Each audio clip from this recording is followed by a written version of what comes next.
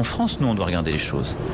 Pourquoi il y a moins d'entrées de migrants depuis 2 ans en Europe et il y a une augmentation de la demande d'asile en France? C'est un fait. Elle vient de pays avec lesquels on entretient des relations permanentes et qui ne sont pas des pays en guerre. Il y a sans doute des dérives, en tout cas un contournement de la procédure de demande d'asile. Et à côté de ça, quand on voit beaucoup de ressortissants venant de pays avec lesquels on entretient des relations, on a ouvert les visas, on a une explosion des entrées qui sont liées au sujet sanitaire, avec des gens qui viennent pour se faire soigner en France. Ça, ce sont des phénomènes qu'on doit regarder et auxquels on doit apporter une réponse. Parce que la France ne peut pas continuer dans cette situation.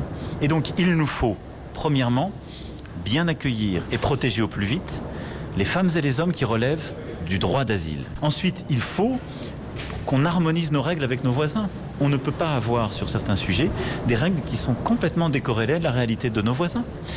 Et il faut ensuite qu'on continue à soigner dans notre pays toutes celles et ceux qui y sont. Donc j'ai entendu dans les débats certains qui disaient il faut supprimer l'aide médicale d'État. Ce serait ridicule. Mais est-ce que l'aide médicale d'État a un panier de soins, comme on dit, qui correspond à tout ce qui est nécessaire? Ça, il faut l'évaluer. Moi, je n'ai pas la réponse, mais on a le droit d'avoir un vrai débat, parce que sinon, c'est un débat, il ne faut rien toucher, on voit des excès, et il faudrait tout supprimer. Moi, je ne veux pas ce débat pour notre pays. Il faut un débat pour regarder ce qu'on fait par rapport à nos voisins, et est-ce qu'on rembourse à 100% tout ce qui est nécessaire d'être remboursé? Est-ce qu'il n'y a pas parfois un peu des excès?